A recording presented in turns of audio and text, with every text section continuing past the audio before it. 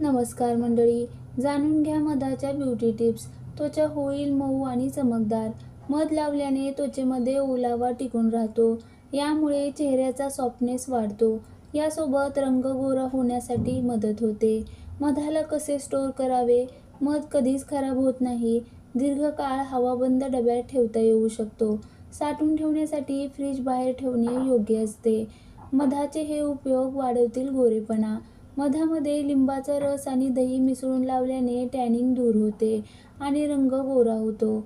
मधामध्ये हळद, गुलाबजल मिसळून लावल्याने फेअरनेस वाढतो. मधामध्ये हळद पावडर मिसळून लावल्याने चेहऱ्याचा रंग उजळतो.